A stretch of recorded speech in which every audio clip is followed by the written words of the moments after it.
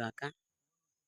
దేవుని కృప, దేవుని సన్నిధానములో ఇక్కడ ఇది రక్షణ గుట్ట, లక్ష్మాపూర్ గ్రామం.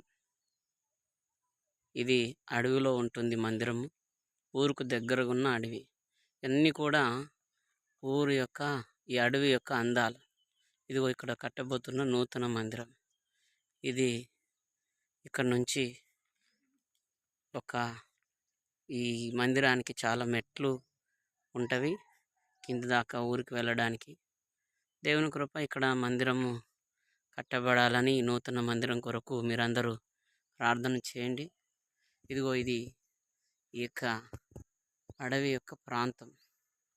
ఇక్కడ చాలా బాగుంటుంది, ప్రశాంతంగా ఉంటుంది. మనం ప్రార్థన చేసుకున్నాం, దేవుని కృప ఉపవాస ప్రార్థన చేసుకున్నాం. ఇక్కడ నేను ఇదే మందిరం కాడ, ఇదే స్థలంలో నేను రక్షింపబడి, మా సొంత ఊరిది, ఉపవాస ప్రార్థన చేసిన దినాలు ఇక్కడే ఉన్నవి. కాబట్టి నేను చాలాసార్లు, చాలా రోజులు ఎక్కువగా ఉపవాసం చేసినప్పుడు ఈ స్థలం నేను ఎన్నుకునేవాడిని. నేను ఇక్కడ నైట్ ఒక్కడిని పడుకునేవాడిని. అప్పుడు గుడిసి ఉండేది. దేవుని కృప, అది చాలా బాగుండేది. చాలాసార్లు ఈ మందిర విషయంలో దేవుని కృప ప్రార్థన చేశాం. దేవుడు ఈ చక్కటి మందిరం కూడా ఇచ్చాడు. ఇదిగో ఈ నూతన మందిరం కొరకు కూడా మీరు ప్రార్థన చేయండి. ఇవన్నీ కూడా ఈ యొక్క అడవి యొక్క అందాలు చూడండి ఒకసారి, చాలా బాగుంటుంది.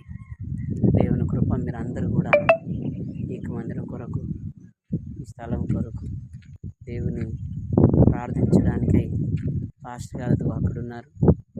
మరి మందిరాన్ని మరొకసారి మీరందరూ కూడా మరి చూసి సంతోషపడతారండి. చాలా బాగుంటుంది. అక్కడ నిలబడ్డ ఆయన మా పాస్టర్ గారు సహోదరుడు ఉన్నాడు.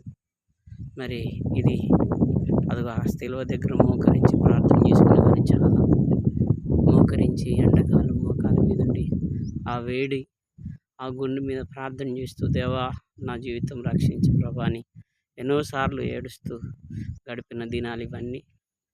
పాస్టర్ గారు కిందికి వెళుతూ ఉన్నారు. దేవుని కృప, ఇక్కడ మంచి స్థలం. దీని అందరూ కూడా మీరు చూసి సంతోషపడతారని వీడియో తీశాను. మీరందరూ చూసి ఆనందించండి. ఈ నూతన మందిరం కొరకు కూడా ప్రార్థన చేయండి. దేవుడు మీ అందరిని దీవించిన గాక. ఆమేన్.